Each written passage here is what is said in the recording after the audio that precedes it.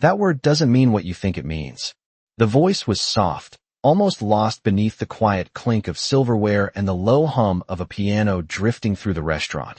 But it carried just enough weight to pause the conversation at table 12 for half a second, not long enough to matter, not yet, because Daniel Hayes didn't even look up from the contract in front of him, his pen hovering above a line written in elegant Arabic script, the kind of script he had practiced just enough to impress, never enough to understand, and across. From him sat two investors in tailored suits, their expressions polite, unreadable, waiting for him to sign what would become one of the largest energy deals in the Southwest, a deal worth more than most people would see in 10 lifetimes. And still, he didn't look up. Not when the voice spoke again, slightly firmer this time. Sir, that word, it changes the entire clause, because to him, it was just background noise, like the waitress refilling water glasses or clearing plates, invisible, interchangeable, irrelevant. And Daniel Hayes was not a man who entertained interruptions, especially not from someone in a black apron and low heels, standing just a step behind his chair, but something in the tone lingered, not loud, not urgent, just certain, and certainty had a way of cutting through arrogance, even if only for a second. So he exhaled slowly, set his pen down, and finally turned his head just enough to glance at her. Clara Whitmore, though he didn't know her name yet, didn't care to. Only saw a young woman in her late 20s, hair pulled back neatly, posture straight, eyes steady in a way that didn't quite match the role she was playing. And for a brief moment, something flickered in his expression, not recognition, not respect, just mild irritation sharpened by curiosity. Do you always interrupt business meetings? Or is this a special occasion?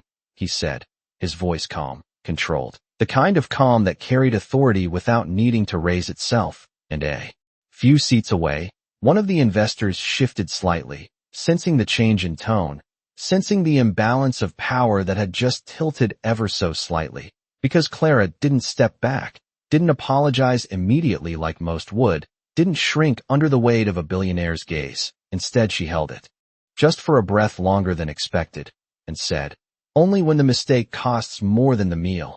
And the words landed quietly, but they landed, like a glass set down just a little too firmly on marble, not enough to shatter, just enough to be heard. And for the first time, Daniel Hayes closed the contract, his fingers resting on the page, his eyes narrowing just a fraction as he studied her more carefully now, not as staff, not as background, but as a variable he hadn't accounted for, and that, more than anything, annoyed him, because Daniel Hayes didn't like variables. He eliminated them, controlled them, or ignored them. And this one, standing barely 5 feet away, had just stepped into his world without permission. You're a waitress, he said, not as a question, but as a statement meant to restore order, to remind both of them where the line was drawn. And you're discussing contractual language you probably can't even read. And there it was, the shift, subtle but unmistakable, a few heads turning now, a pause in the piano, or maybe it just felt that way, because the air had changed, tightened, like something unseen had entered the room, and Clara didn't flinch, didn't lower her gaze, didn't rush to correct him. Instead her fingers rested lightly against the edge of the table, steady, controlled, as if grounding herself in a moment she had lived before, somewhere else. Somewhere far from this restaurant with its warm lights and polished floors. And when she spoke again, her voice was even softer than before, but clearer, sharper. I can read it, she said. And then, almost as an afterthought, fluently. And Daniel let out a short, humorless breath, a quiet laugh that didn't quite reach his eyes, because to him, this was absurd, a performance, maybe even a joke, something to be dismissed, and yet, he didn't dismiss it, not immediately, because something in her stillness unsettled him. The way she wasn't trying to prove anything, wasn't asking for permission, wasn't even raising her voice, and around them, the restaurant seemed to lean in, conversations lowering, glances lingering just a second longer than usual, as if everyone sensed that something small had just begun, something that hadn't revealed itself yet, but would. And Daniel leaned back in his chair, crossing one arm over the other, studying her now. With open skepticism, then enlighten me, he said, the faintest edge of challenge slipping into his tone. What exactly did I get wrong? And for a moment, Clara said nothing, just looked at the contract, then back at him. And in that silence, there was no hesitation, no fear, just a quiet kind of certainty that didn't belong to someone who was supposed to be invisible. And somewhere between the soft glow of the chandelier and the steady rhythm of the piano, the line between who was speaking and who was supposed to listen began to blur, just slightly, just enough to matter. Clara did not reach for the contract. Not yet. As if she understood that the moment was not about paper or ink, but about whether he was willing to listen at all.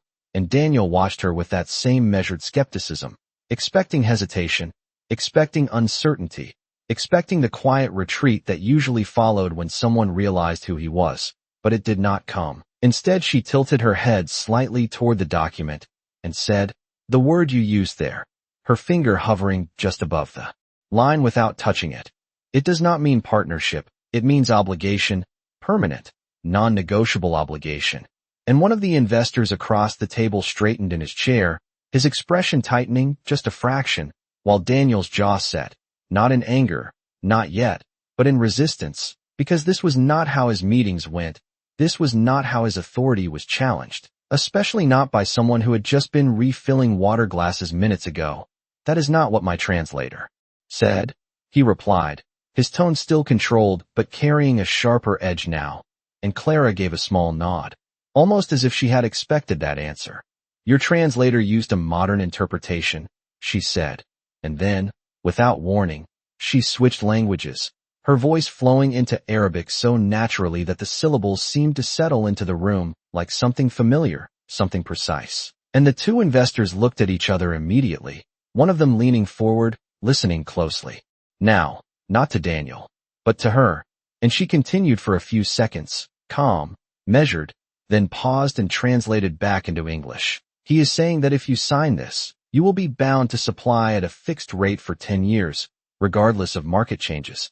And the silence that followed was no longer subtle. It was present, deliberate, stretching across the table like a line no one wanted to cross without thinking. And Daniel's fingers tightened slightly against the edge of the contract. Because he understood numbers, he understood risk, and what she had just described was not a small error.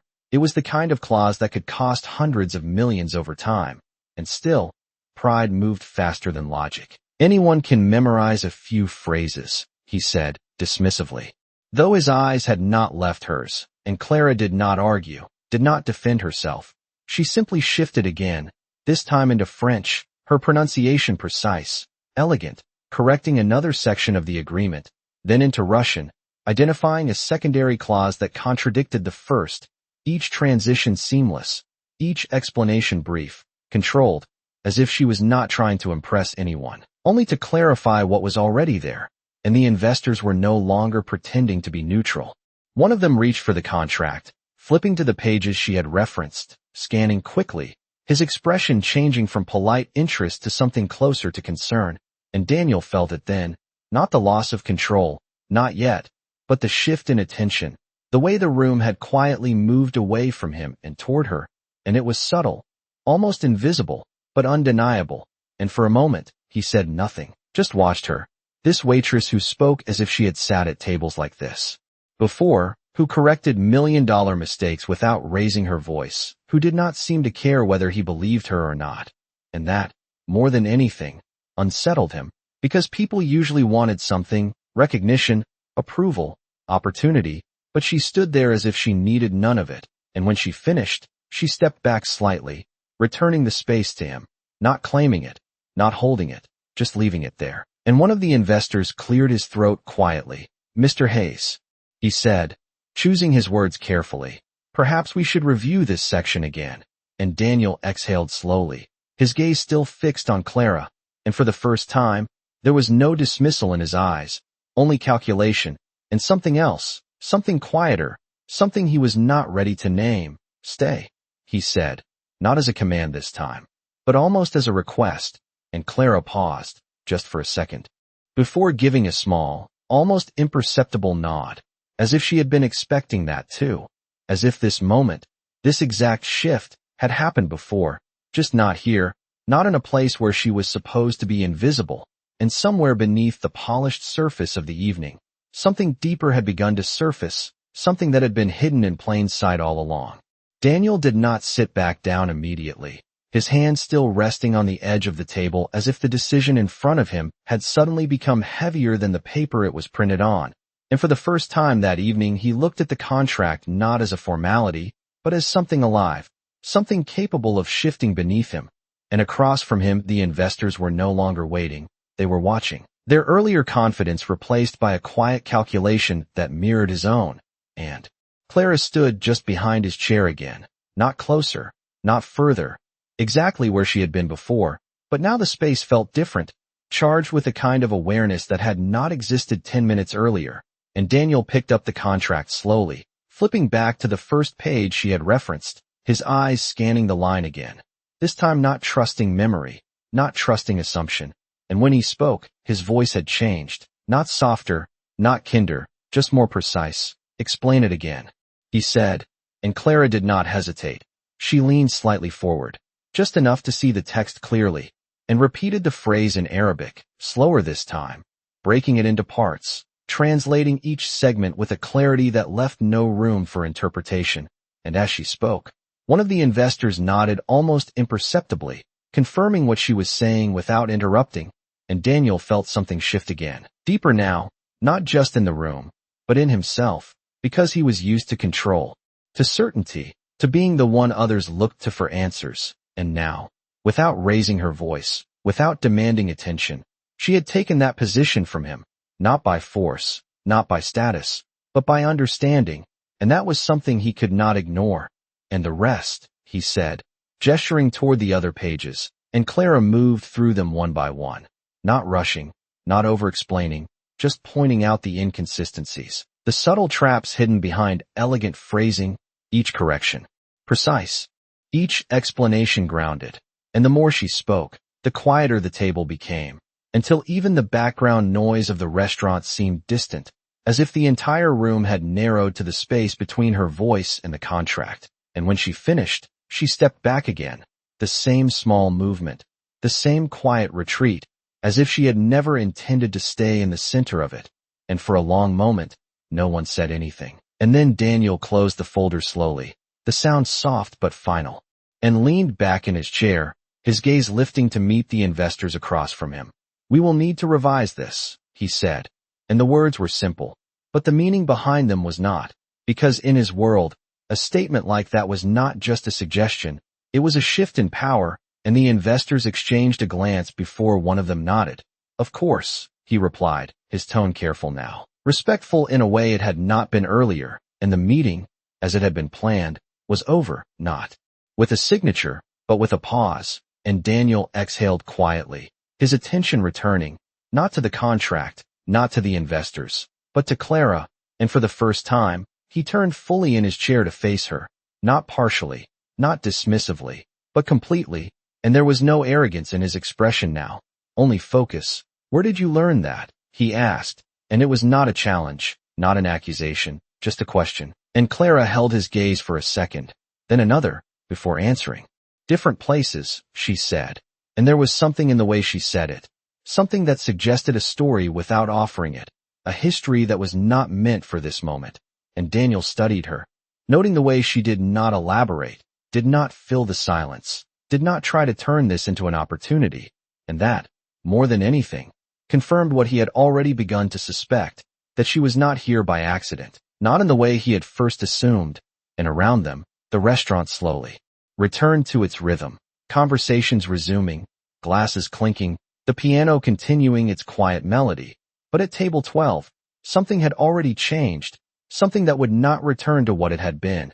And as one of the investors stood to leave, offering a polite nod to Daniel, his eyes flickered briefly toward Clara, not with curiosity, but with respect, the kind that is given carefully, earned quietly. And Daniel noticed that too, because respect, in his world, was currency, and she had just acquired it without asking, without trying, without even seeming to care.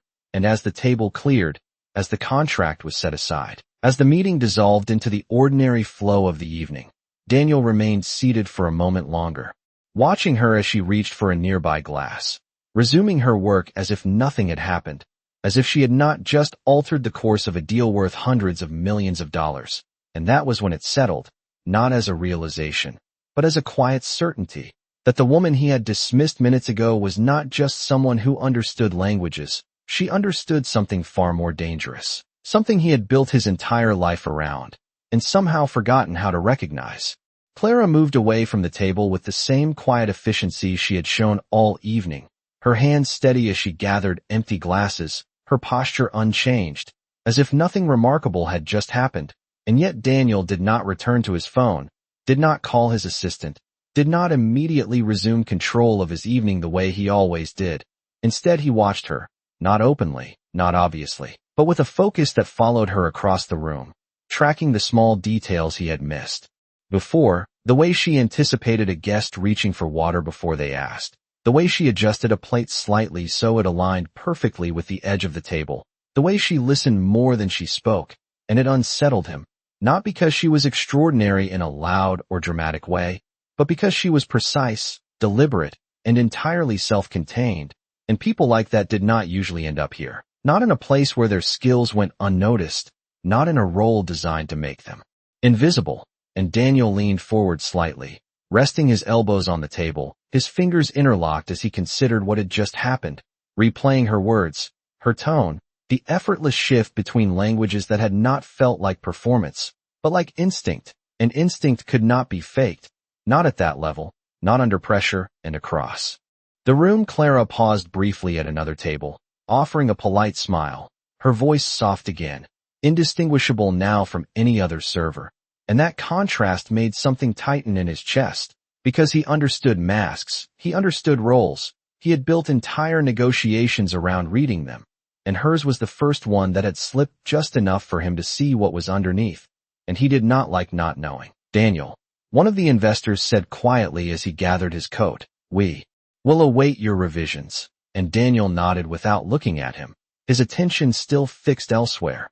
"You will have them," he replied, his tone automatic, controlled, and the investors left without further discussion, their earlier confidence replaced by a careful respect that lingered even as they walked away. And when the table was finally empty, when the contract was closed and set aside, when the evening should have returned to its predictable rhythm, Daniel remained seated, still, silent, as if the next move required more thought than he was used to giving. And then, slowly, he stood, adjusting his jacket with the same habitual precision. But there was a pause now, a hesitation in his movement, not uncertainty, but intention, and he walked across the dining room, not quickly, not dramatically, just with a quiet purpose that did not need to announce itself. And Clara noticed him before he reached her. Of course she did. The slight shift in her posture gave it away. The way her attention narrowed just enough to acknowledge his approach without turning fully toward it. And when he stopped beside her, she finished placing a glass on the table before looking up, meeting his gaze with that same calm, unreadable expression. "You cost me a signature tonight," he said. And the words could have been accusation, could have been irritation, but they were not. They were observation, and Clara tilted her head slightly, considering him. "Or I saved you from one," she replied, and there was no challenge in her voice, no need to prove the point. Just a quiet statement that settled between them, and Daniel let out a small breath, almost a laugh, though it carried no humor, only acknowledgement. "You assume I would not have caught it," he said, and Clara's eyes held his for a moment longer than necessary. "You did not," she answered, simply, and there it was again, that clarity, that refusal to soften the truth to make it easier to accept, and Daniel felt it, not as offense, but as something sharper, something that cut through the usual layers of conversation he was used to navigating, and for a second, neither of them spoke, the space between them quiet but not uncomfortable, just real. And then Daniel reached into his jacket pocket, pulling out a card, holding it between his fingers without offering it yet. "I could use someone who sees what others miss," he said, his tone steady, measured, the language of opportunity returning to him like muscle memory, and Clara's gaze dropped briefly to the card, then back to his face, and she did not take it, not immediately, not the way most people would have, and that hesitation, that refusal to move too quickly, made something shift again, deeper this time, because for the first time that evening, Daniel Hayes realized that whatever this was, whatever she represented, it was not something he could simply acquire. Not with money, not with status, not with the tools he had spent his entire life mastering. And Clara spoke softly, her voice almost lost beneath the music again. You already have people like that, she said, and Daniel's brow tightened slightly. Clearly, I do not, he replied, and Clara gave the smallest hint of a smile, not amused, not impressed, just knowing. You do, she said. You just do not listen to them. And the words lingered, not loud, not dramatic, but heavier than anything else she had said. And for a moment, Daniel did not respond, did not counter, did not deflect. He simply stood there, holding the card, as if weighing something far more complex than an offer. And somewhere between the quiet music and the soft glow of the lights, the balance of power shifted again, not in the room, but in him. Daniel did not pull his hand back right away. The card still suspended between them as if the decision to offer it had already been made, but the outcome had not. And Clara's words lingered longer than they should have, echoing in a place he usually kept guarded, because he had built his reputation on seeing what others missed, on acting faster, thinking sharper, moving ahead of hesitation, and yet here she was, quietly pointing out something far simpler, something almost inconvenient in its truth, that perhaps the problem was not what he could see, but what he chose not to hear, and that realization did not sit comfortably with him.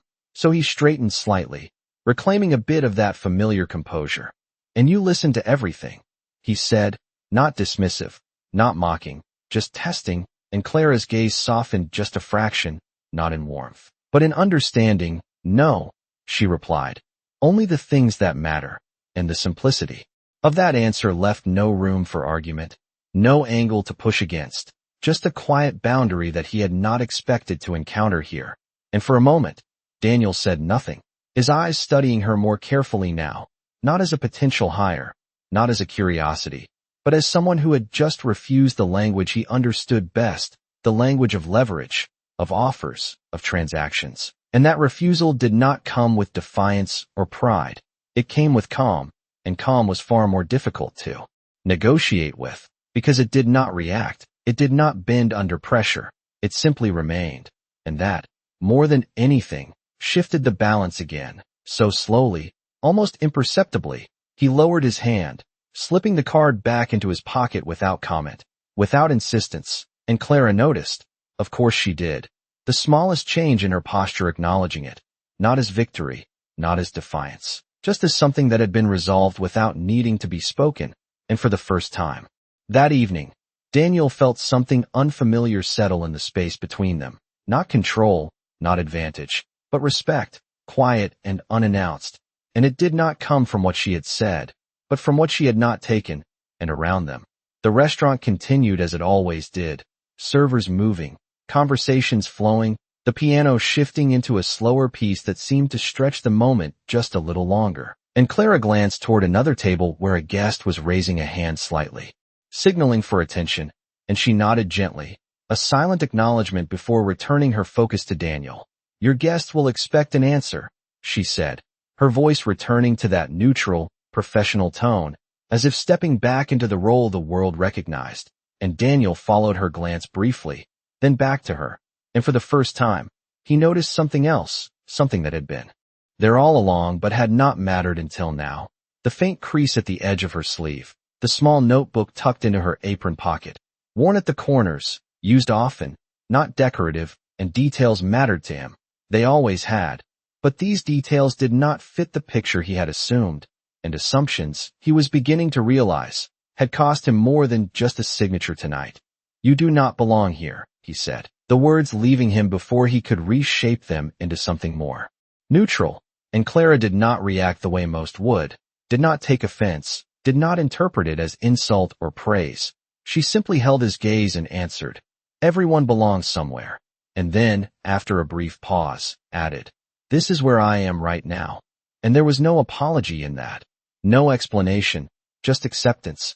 And Daniel exhaled quietly, his attention sharpening again, because that answer, like the others, revealed just enough without offering anything he could use, and he realized then that whatever her story was, it was not one she would hand over easily. not in exchange for opportunity, not in exchange for curiosity, and that made him want to understand it more, not as a negotiation, but as a question he could not yet solve.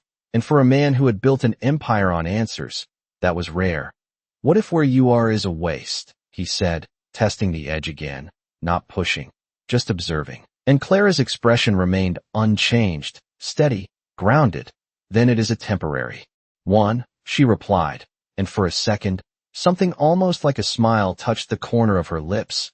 Not for him, not for the situation, but for the thought itself, and then it was gone, replaced by that same quiet composure, and she stepped back slightly, creating space again, the conversation closing without announcement, and Daniel watched her as she turned, moving toward the next table, her presence folding seamlessly back into the rhythm of the room, as if she had never stepped outside of it at all, and yet everything about him told him otherwise, that nothing about this was ordinary, not her, not the moment, not the way his own perspective had shifted without permission.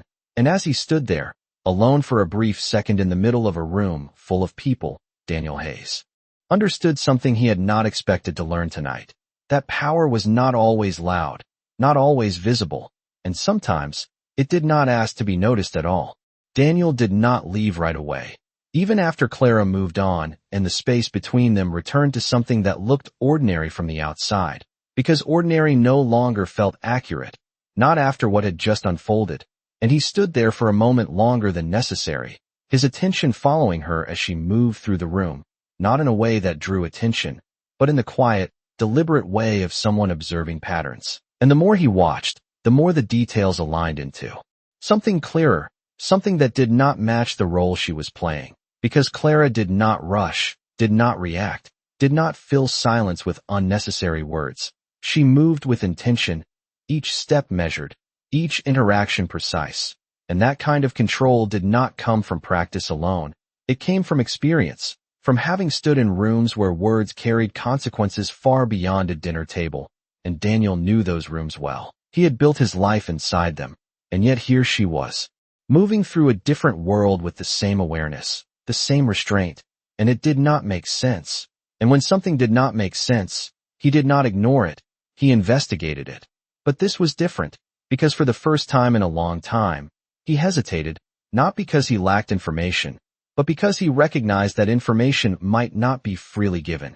And that thought lingered as he finally turned toward the exit, adjusting his jacket, stepping into the cooler air outside the restaurant where the city moved at its usual pace, unaware of the small shift that had just taken place inside, and his driver opened the door without a word, the routine familiar, predictable, everything returning to its expected order. But Daniel did not get in immediately.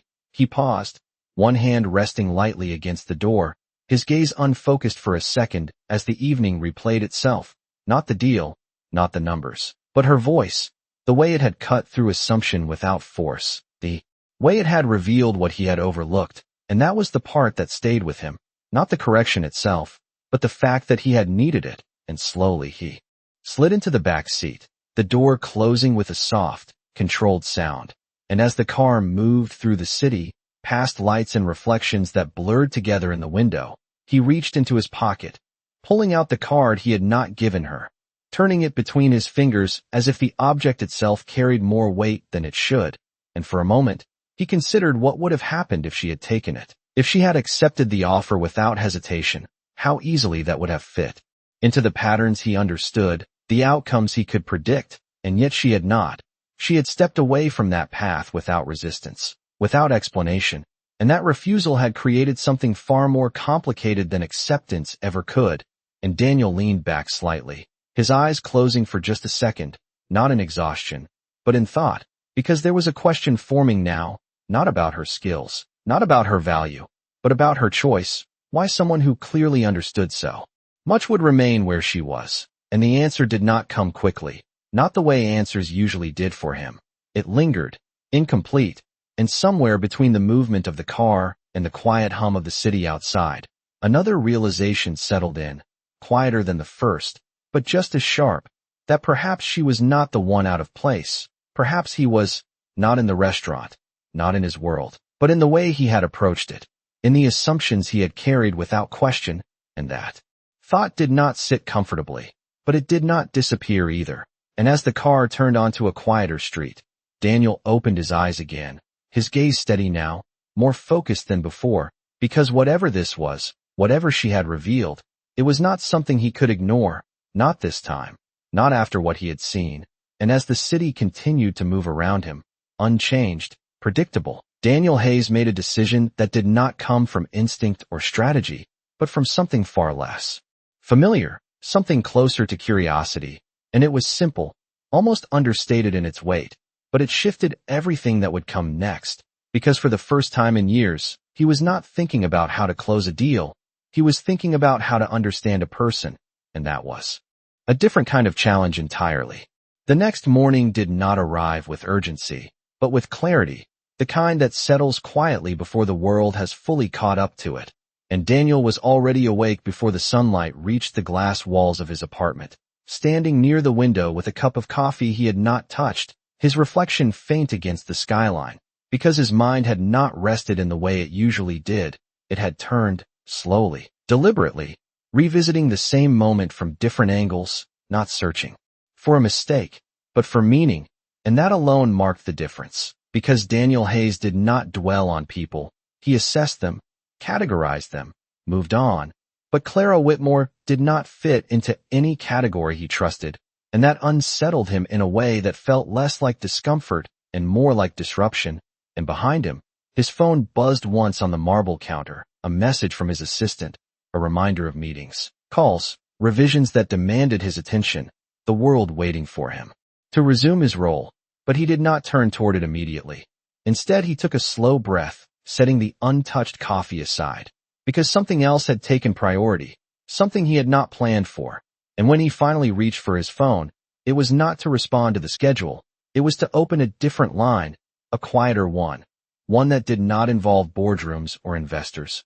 "I need information," he said simply when the call connected, his voice low, controlled, but carrying a weight that made the person on the other end pause for half a second, recognizing the shift. "Clara Whitmore," Daniel continued, and there was a brief silence, the kind that comes not from confusion, but from recalibration, because requests like this usually came with context, with urgency tied to risk or opportunity. But this one did not. It stood alone, and that made it unusual. "What kind of information?" the voice asked carefully, and Daniel looked out at the city for a moment before answering. "Everything." And the word was quiet, but precise. And then he ended the call, not waiting for confirmation, because he already knew it would be handled. It always was. And yet as he set the phone down, there was no satisfaction in the action, no sense of control regained, only a quiet awareness that this approach, this method he had relied on for years, might not give him what he was actually looking for, because Clara had not revealed herself through facts or history.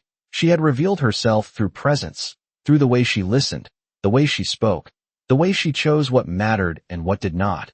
And those were not things that could be summarized in a report, not in any way that would explain what he had seen. And that realization lingered as he moved through the morning. The routine unfolding around him with its usual precision, meetings scheduled, calls made, decisions executed, everything functioning exactly as it should. And yet beneath it all, there was a quiet dissonance, a sense that something essential had shifted, not in his world, but in the way he moved through it. And hours later, as the afternoon light softened against the glass buildings of the city, Daniel found himself doing something he had not planned, something he had not scheduled. He changed direction, his driver glancing briefly in the rearview mirror as the destination shifted, not questioning, just adjusting. And the car moved through familiar streets, past places that had always been part of the background, unnoticed, until now. And when it stopped, Daniel did not hesitate this time. He stepped out, the air cooler than the night before, sharper, clearer, and the restaurant stood exactly as it had, unchanged, its doors opening and closing with the same quiet rhythm, the same flow of people moving in and out. And for a moment, he stood there, just outside, not as the man who had walked in the night before, not with the same assumptions, the same certainty, but with something else, something quieter, something closer to intention. And then he stepped inside, the familiar warmth meeting him again, the soft music, the low conversations, Everything exactly as it should be, and yet not the same. Because now he was looking for something, not a deal, not an advantage, but a person. And across the room, behind the movement and the noise, Clara was there, just as she had been, moving through the space with that same quiet precision. And for the first time, Daniel Hayes understood that returning was not about control, it was about acknowledgement, because some moments do not end when you leave them, they wait, and when you come back, they are still there, unchanged, ready to reveal something you missed the first time.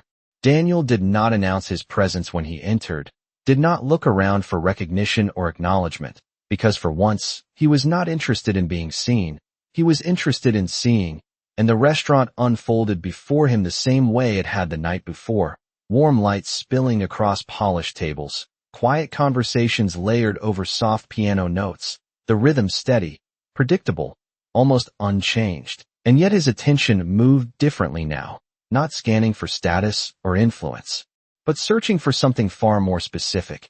And he found her quickly, not because she stood out, but because she did not, because Clara Whitmore blended into the space in a way that required intention to notice, and once noticed, could not be ignored, and she moved the same way she had before, measured, deliberate, her presence defined not by visibility, but by control. And Daniel paused just inside the entrance for a second longer than necessary, not hesitating, but observing. Because this time he was not walking into a meeting, he was stepping into a moment he had already misunderstood once, and he had no intention of repeating that mistake. And as he approached, Clara did not look up immediately, her focus on a table where she was setting down a glass of water, her movements precise, unhurried, and when she did turn, it was not with surprise, not with curiosity, but with recognition that carried no weight, as if his return had been anticipated in a way she did not need to question. "You came back," she said, her voice quiet, neutral, and Daniel stopped just short of the table, meeting her gaze without the usual distance he maintained with others. "I did," he replied, and there was no explanation offered, no justification, just acknowledgement, and for a moment, neither of them spoke, the space between them holding something unspoken but understood. And Clara gestured slightly toward an empty table near the window. "Would you like to sit?" she asked, the words simple, professional, but the tone beneath them carried something else, something closer to invitation than obligation, and Daniel nodded once, moving toward the table without hesitation, because this time, he was not here to lead the conversation, he was here to understand it. And as he sat down, the city outside stretched beyond. The glass, distant, controlled, a reflection of the world he knew. But inside, the atmosphere was different, quieter, more contained, and Clara placed a glass of water in front of him, the same way she had for countless others, the same way she had the night before.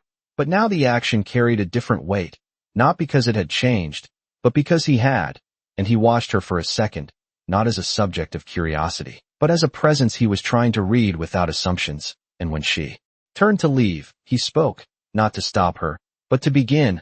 "I asked for information about you this morning," he said, his voice steady, not confrontational, not apologetic, just honest. And Clara paused, not surprised, not offended, just still, as if the statement had confirmed something she already knew, and she turned back slowly, her eyes meeting his with that same calm clarity. "And did you find what you were looking for?" she asked, and Daniel leaned back slightly, considering the question, not as a challenge, but as a reflection of something deeper. "No," he said after a moment, and the words settled between them with a kind of quiet finality, because for someone like him, not finding answers was rare, and admitting it was even rarer. And Clara studied him for a second, her expression unreadable but attentive, and then she gave the smallest nod, as if acknowledging not the failure, but the honesty behind it. And Daniel continued, not pressing, not demanding, just following the line of thought that had brought him back here. "It turns out information does not explain presence," he said, and Clara's gaze softened just slightly, not in emotion, but in recognition, and she moved to the chair across from him, not sitting fully, just resting her hand lightly against the back of it, creating a space that was neither formal nor distant. And for the first time, the conversation felt balanced, not defined by roles, not limited by expectation, but shaped by something quieter, something that did not need to be named to be understood, and outside.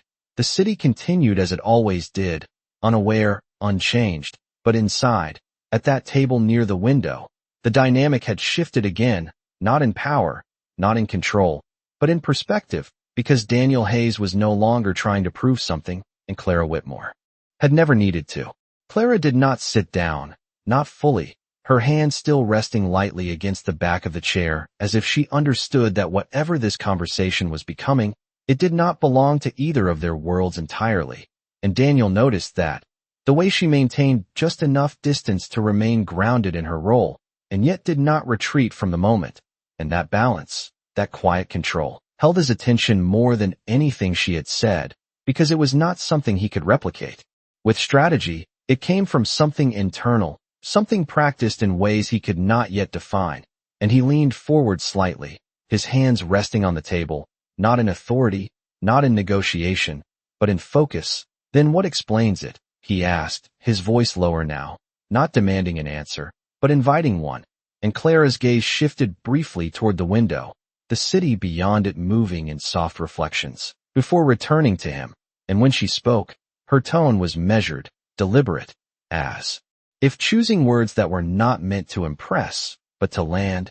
Experience does, she said, and the word was simple, but it carried weight, the kind that did not need elaboration to be understood, and Daniel considered that, his expression tightening just slightly, not in disagreement, but in recognition, because experience was something he valued, something he trusted, but it was also something that could not be transferred, could not be purchased, could not be rushed, and for the first time, he found himself asking a question without knowing what answer he expected. What kind of experience? He said, and Clara did not answer immediately, not because she did not know, but because she chose not to, and that pause was intentional, a quiet boundary drawn without explanation, and then she shifted the conversation instead, not away, but deeper, the kind that teaches you what matters before you are asked to prove it. She replied, and Daniel's eyes held hers, the meaning settling in. Slowly, because this was not about language, not really. It was about discernment, about knowing where to look and what to listen for. And he realized then that what had unsettled him the night before was not her knowledge. It was her clarity, the way she had seen something he had overlooked not because she was smarter, but because she was paying attention in a way he had stopped doing. And that realization did not come with discomfort this time. It came with something quieter, something closer to understanding, and he exhaled softly, leaning back just slightly, allowing the thought to settle without pushing against it.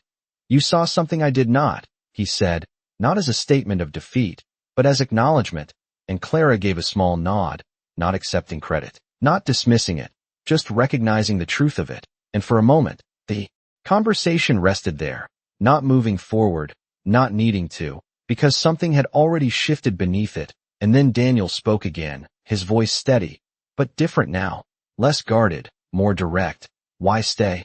He asked, and the question was not about the restaurant, not about the job.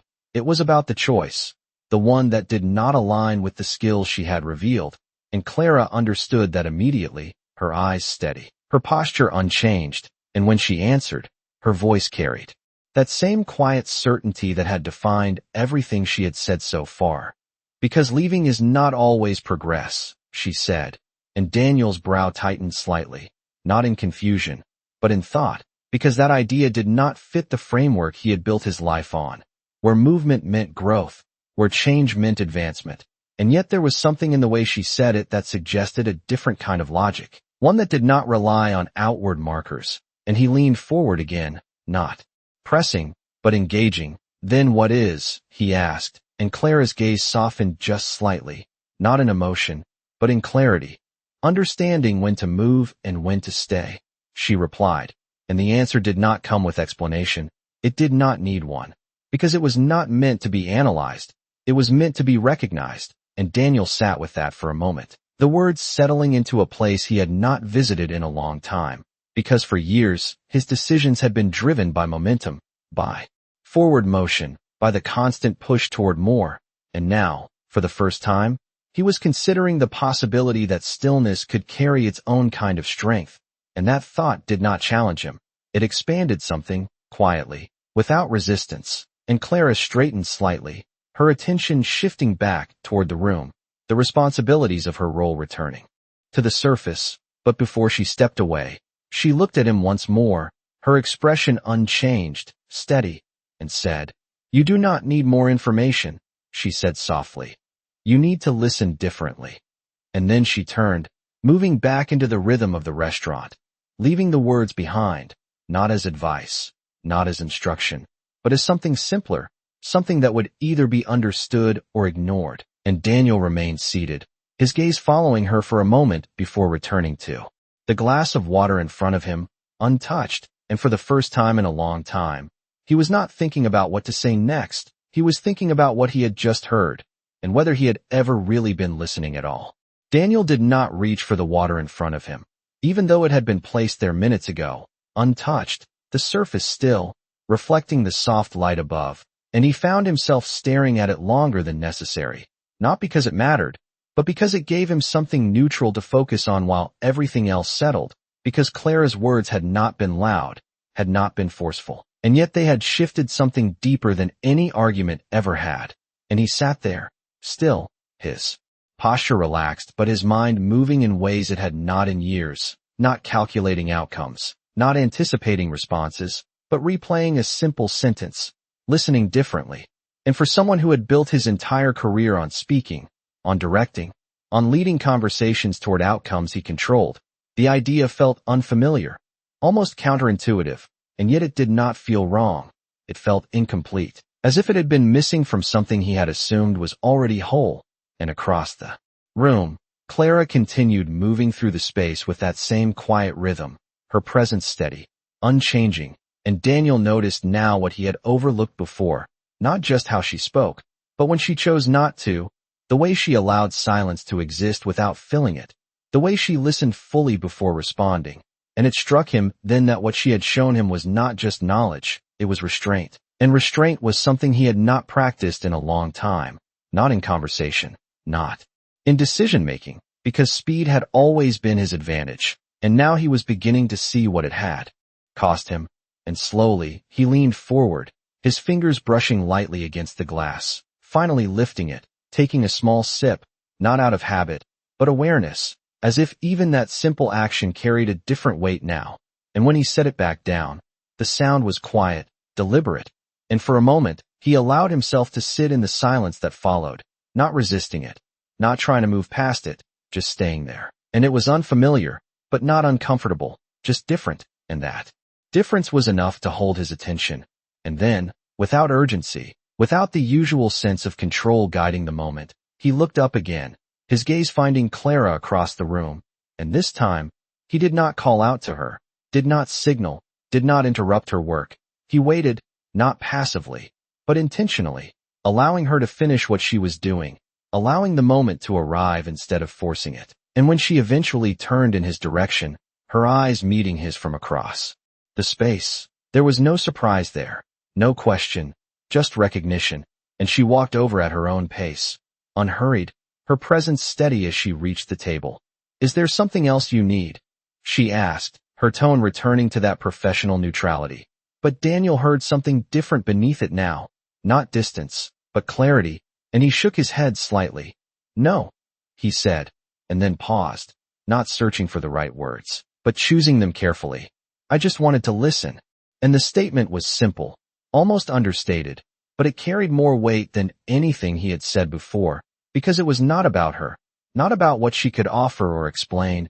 It was about what he was willing to change, and Clara studied him for a brief moment, her expression unreadable, but her eyes attentive, and then she gave a small nod, not approving, not affirming, just acknowledging. And she did not speak immediately. She allowed the silence to exist again, the same way she had before, and this time, Daniel did not move to fill it.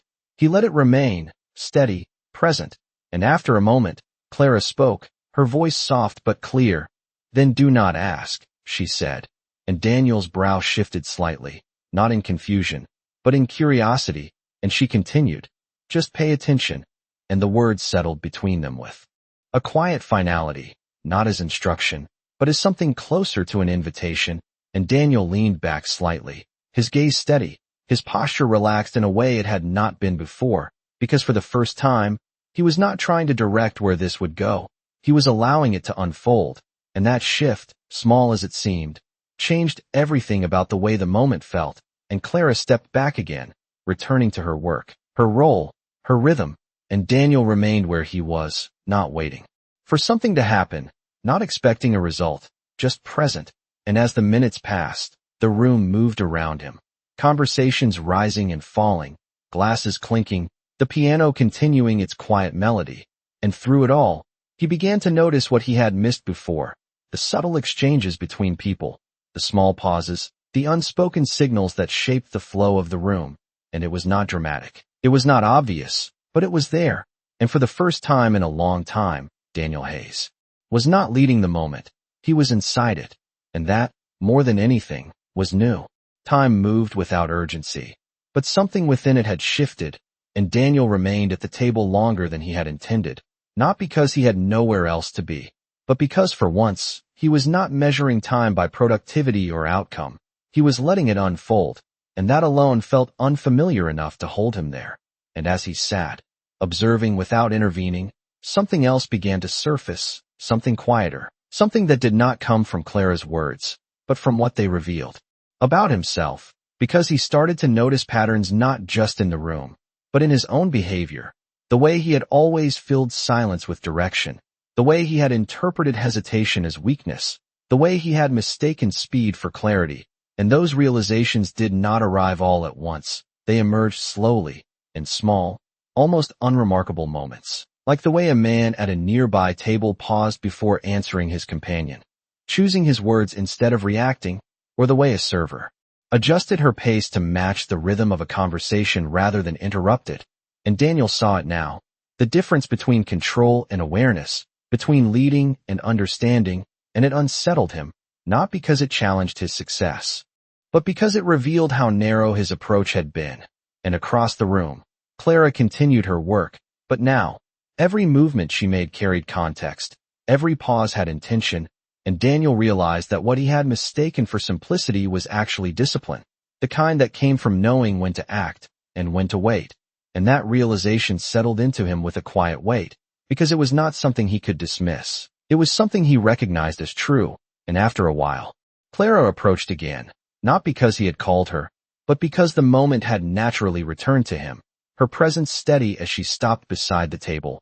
"You have not ordered," she said softly, her tone neutral, but her eyes attentive, and Daniel looked up at her, a faint shift in his expression, not amusement, not indifference, but something closer to reflection. "I was not hungry," he replied, and the words were simple, but they carried something unspoken, because it was not food he had come back for. And Clara seemed to understand that without needing clarification, her gaze holding his for a second before she nodded slightly.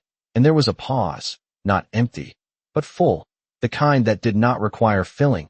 And then Daniel spoke again, his voice quieter now, more measured than before. "You said I need to listen differently," he said, not as a question, but as a continuation. And Clara did not interrupt, did not correct. She simply waited, and he continued, "I think I have been listening for answers." And he paused, the thought forming as he spoke it. Not for understanding. And Clara's expression did not change, but something in her eyes shifted, not approval, not surprise, just recognition. And she gave a small nod, almost imperceptible, as if acknowledging that he had reached something on his own. And Daniel leaned back slightly, his gaze drifting briefly toward the window before returning to her. "And I have been asking the wrong questions," he added. And this time, Clara spoke, her voice calm, steady. "Or asking too many," she said, and the words landed with quiet precision. And Daniel let out a soft breath, something between a sigh and a release, because that felt true in a way that did not require defense. And for a moment, neither of them spoke again, the conversation resting in that space, where meaning had already been exchanged. And then Clara stepped back slightly, her attention shifting toward another table. But before she moved away completely, she said, "Understanding does not come from control," she said, her voice soft but clear. "It comes from presence." And then she turned, returning to her work without waiting for a response, because she did not need one. And Daniel remained where he was, her words settling into him with a weight that felt both unfamiliar and necessary. And as he sat there, in the middle of a room that had not changed, he realized that something within him had, not dramatically, not completely, but enough to matter, because for the first time in a long time, he was not trying to shape the moment into something useful. He was allowing it to be what it was, and that shift, quiet as it seemed, carried more impact than any decision he had made in years. The moment did not end when Clara walked away. It settled, quietly, like something placed carefully on a surface that had not been used in a long time, and Daniel remained seated, not out of indecision, but because leaving now would have felt like interrupting something that had not finished forming yet. And for once, he allowed that feeling to exist without questioning it, without trying to define it. And as he sat there, the room around him continued in its steady rhythm, conversations flowing, glasses touching softly, the piano shifting into a slower, almost reflective melody, and it matched something within him, something that had begun to slow down as well, not in weakness, but in awareness. And he realized that for years, he had moved through moments without staying in them, always stepping ahead, always reaching for the next decision, the next outcome, and now, for the first time, he was allowing a moment to complete itself before moving on, and that alone felt like a shift, subtle but undeniable. And after a while, he stood, not abruptly, not with purpose tied to urgency, just with intention, and he adjusted his jacket out of habit, though even that gesture felt less automatic now, more conscious, and he looked across the room, his gaze finding Clara again, not because he needed to, but because he wanted to acknowledge something that had changed, and she was at another table, speaking softly. With a couple seated near the far wall, her tone calm, her posture composed, and there was nothing about the interaction that stood out to anyone else, but Daniel saw it now. The way she listened fully before responding, the way her presence seemed to steady the conversation without taking control of it, and it struck him then that what she had shown him was not a skill, it was a way of being, and that was not something that could be taught in a meeting or outlined in a report.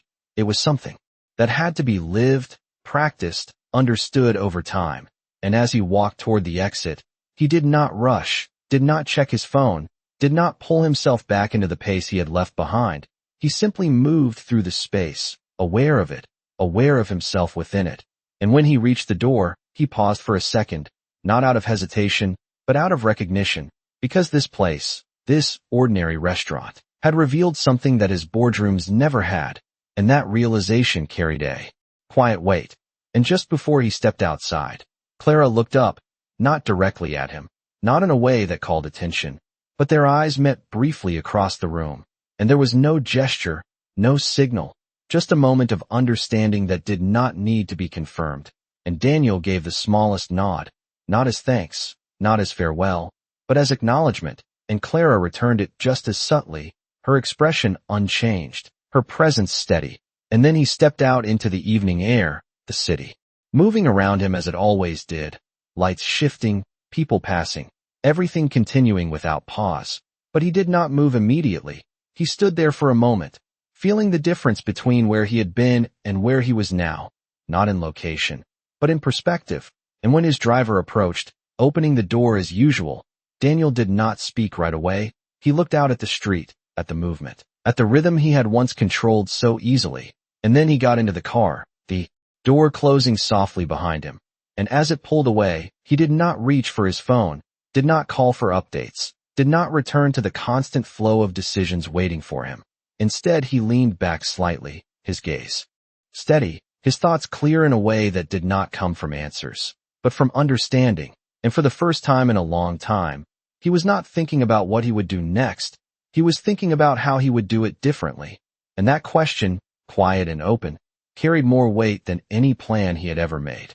The city lights moved past the window in quiet streaks of gold and white, reflections shifting across the glass as the car carried Daniel through streets he had traveled 1,000 times before.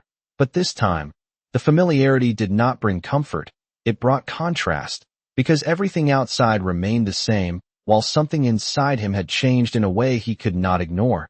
And he sat there, not reaching for his phone, not reviewing schedules or decisions, just present, the silence in the car no longer something to fill, but something to keep, and for the first time in years, he allowed a thought to settle without turning it into action, because not everything needed to be solved. Some things needed to be understood, and Clara's voice returned to him, not as an echo, but as something grounded, something that had already taken hold, and he realized that what she had given him was not an answer, it was a shift, a different way of seeing what had always been there, and that realization did not feel dramatic. It felt quiet, steady, lasting. And when the car finally slowed in front of his building, the door opened as it always did, but Daniel did not step out immediately. He paused for just a second, not out of hesitation, but awareness, and then he stepped onto the sidewalk, the cool evening air meeting him again, sharper now, clearer, and he looked up briefly at the structure in front of him, the glass, the height, the reflection of a life built on precision and control, and for the first time, he did not feel the need to measure it, to define it. He simply saw it, and that alone felt different. And as he entered the building, the quiet efficiency of the lobby greeted him, the familiar nods, the recognition that followed him wherever he went, but he moved through it without absorbing it, without letting it define the moment, because his attention was no longer on how he was perceived, it was on how he perceived, and that shift, subtle as it seemed, changed the weight of everything around him, and later, standing once again by the window in his apartment, the city stretching endlessly below, Daniel did not think about the deal he had postponed. He did not think about the opportunities waiting for him the next day. He thought about a moment in a quiet restaurant, about a voice that had not raised itself but had still been heard, about a presence that had not demanded attention but had changed everything it touched, and he understood now that power did not always announce itself. It did not always arrive with certainty or control. Sometimes it appeared quietly, in the form of someone who simply refused to be defined by what others assumed. And that kind of power could not be bought, could not be assigned, it could only be recognized. And Daniel exhaled slowly, his reflection faint against the glass, not as a man who had been corrected, but as someone who had been reminded of something he had forgotten, something simple, something essential.